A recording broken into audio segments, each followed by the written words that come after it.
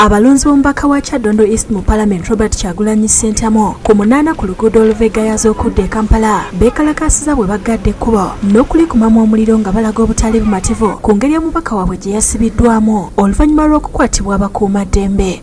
Gavumenti eveeyo etunye omuntu wa wansi bino byandibadde mu ggwanga Uganda okusinziira bwe tutuuse mu ggwanga Uganda.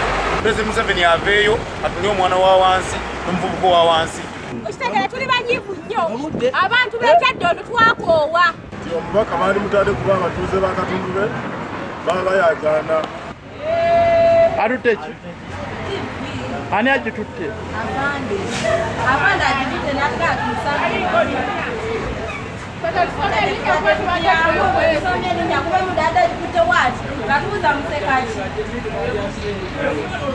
Poliisi okuva e Kasangati ebanguyidde negezaako okubakkakkanya ne bagaana ne bakubamu omukka ogubalagala okutuusa lwe gubaweddeko nga beezooba.